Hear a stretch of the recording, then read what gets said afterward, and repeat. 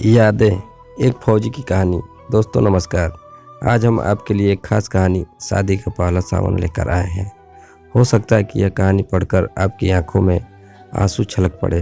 आपको हमारी यह कहानी कैसी लगी हमें कमेंट में ज़रूर बताएं। देख रहे हो आदित्य, ये बारिश, इसकी बूंदें उसे बहुत पसंद थी। इन बूंदों के गिरने के साथ वो पैरों में घुंघरू बांधकर नाचा करती थी। इतनी खूबसूरत लगती थी वो कि उसके सामने मोर भी फीके पड़ जाते थे। उसे बारिश बहुत पसंद थी और आज भी पसंद होगी।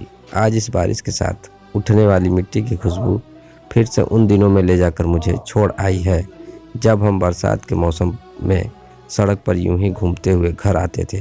ये बारिश भी बड़ी अजीब है। लोगों के लिए पानी है और मेरे लिए बरसते इश्क की कहानी है।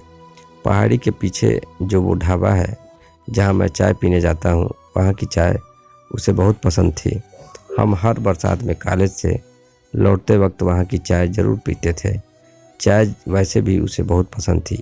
मई जून की दोपहरी में भी वो चाय पीना पसंद करती थी और जब मैं मना करता था तो बड़ी नज़ाकत से कहती थी, जनाब आपके लिए सिर्फ चाय होगी, मेरे लिए तो इश्क है। फिर मैं कहता था कि जब चाय से इश्क है तो मैं क्या हूँ? तो वो कहती थी, तुम और मैं तो एक हैं, तो मेरी पसंद तुम्हारी भी पसंद है। और ये बोलकर हंसने लगती थी। जानते हो, क्योंकि चाय मुझे कभी पसंद नहीं थी और ये बात वो भी जानती थी। हाँ, कभी कहा नहीं मैंने उससे, लेकिन उसे पता चल गया था। तुम्हें पता है, जिस दिन हमारी शादी तय हुई उस दिन भी ये बादल ऐसे ही ज़ोर से बरस रहे थे। हमारे साथ इन्होंने भी उस खुशी को महसूस किया था। ये भी हमारी खुशी में मेरी नुपुर की तरह झूम कर नाचे थे।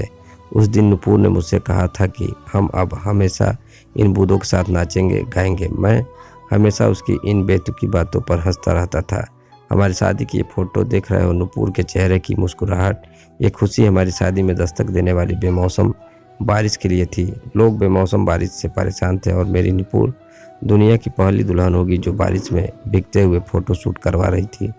नुपुर को कभी अपने मेकअप, सजने संवरने की कोई चिंता नहीं रही। वो हमेशा से ही ऐसी बेपरवाह सी थी। आदित्य सर, वो फ़ोटो तो नहीं है इस एल्बम में। साहिल, नुपुर बारिश वाली फ़ोटो का एक अलग एल्बम रखना चाहती थी।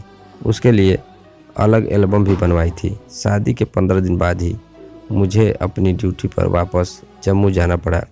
जब यह बात नुपुर को पता चली तो वो मुझसे बोली कि तुम फौजियों का काम छुट्टी के मामले में बड़ा ख़राब है, लेकिन ठीक है, जाओ जल्दी आना।